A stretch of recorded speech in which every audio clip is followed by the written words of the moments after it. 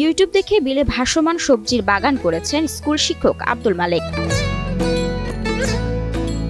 অথই জলে ভাসছে সারি সারি লাউ গাছ, বাতাসে দুলছে কচু লাউ গাছের ডগা। বিলের মধ্যে কচুরিপানা শেডে লাগিয়েছেন 1400 লাউ গাছ। কচুরিপানা পচিয়ে স্তূপ বানিয়ে করা হয়েছে এই সবজির বাগান। নেট দেওয়ার পরে আপনার এখানে কচুরিপানার স্তূপগুলো পচায়। এখানে 2 ধাপ 3 ধাপের মতো কচুরিপানার স্তূপগুলো পচাতে হবে, যেন মোটামুটি বেতের পুরুত্ব একটা 10 ইঞ্চির মতো হয়, তাহলে এটার জন্য এনাফ। এই লাউটা হচ্ছে একদমই আমরা ওই যে অর্গানিক বলতে পারি, কেননা এখানে রাসায়নিক সারের পরিমাণ নাই বললেই চলে। অল্প কিছু রাসায়নিক পরিমাণ সার ব্যবহার করতে হয়, আর কীটনাশকের পরিমাণও খুবই কম।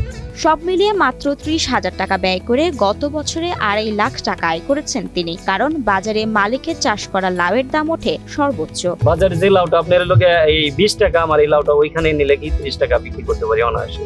গাজীপুরের কালিয়াকৈর উপজেলার তালাবহ গ্রামের আব্দুল মালেক ছোটবেলা থেকেই কৃষির প্রতি দারুণ আগ্রহ তার। কয়েক বছর আগে ইউটিউব দেখে ভাসমান লাউ উৎপাদন করার সিদ্ধান্ত নেন তিনি। এরপর বাড়ির পাশে পলিমার বিলের মধ্যে 1 বিঘা জমি লিজ নিয়ে শুরু করেন লাউ চাষ। এই শেডটা আমি আসলে তৈরি করছি, নিচে একটা মাচা দিচ্ছি, বাঁশের 4টা-5টা করে বাঁশ দিয়ে লম্বা ভাবে এবং আড়াআড়ি ভাবে বাঁশের দিয়ে একটা মাচা তৈরি করি। মাচা তৈরি করার পরে এটার উপরে আমি একটা নেট দিই। পদ্মা সেতু, মেট্রো রেল এবং এলিভেটেড এক্সপ্রেসওয়ে নির্মাণের গর্বিত অংশীদার বসুন্ধরা সিমেন্ট। এই লাউয়ের স্বাদ বাজারে পাওয়া অন্য লাউয়ের চেয়ে এগিয়ে বলেও দাবি মালিকের। এখানে যে লাউটা আমরা পাই তার কালার বাজারে যে অন্য লাউগুলো হয় তার চেয়ে অনেক অনেক সুন্দর এবং খাইতে অনেক সুস্বাদু। এদিকে মালিকের এই লাউয়ের প্রশংসা ছাড়িয়ে গেছে গ্রামের গণ্ডি। এই লাউটা আমি এখানে 5 বছর ধরে করছি। এটা যারা খাইছে মনে করেন আমার পুরো গাজীপুরে এটা চলে গেছে। ইভেন ঢাকা থেকেও এখানে আসে, লোক আসে এই লাউয়ের জন্য। বেকার যুবকদের বসে না থেকে এমন কৃষি উদ্যোগ নিতে আহ্বান জানান মালিক।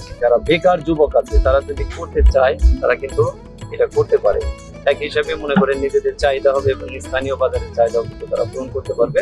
এদিকে মালিকের এই উদ্যোগের প্রশংসা করেন অনেকে। মালিকের সাথে এক প্রজেক্টে কাজ করার পরিকল্পনাও রয়েছে বলে জানান কৃষি সম্প্রসারণ অফিসার আতিক আহমদ ফাত্তা। নতুন একটি প্রকল্প আসতেছে এবং আমাদের ঊর্ধ্বতন কর্তৃপক্ষ স্যাররা খুবই আগ্রহী যে গাজীপুরের যে বিশাল পরিমাণ আমাদের ল্যান্ড আছে, যেটা 6 মাস প্রায় পানির মধ্যেই থাকে, এগুলোকে কিভাবে আমরা সিজনাল বিভিন্ন ধরনের শাকসবজি উৎপাদনের জন্য আমরা উপযোগী করে তুলতে পারি।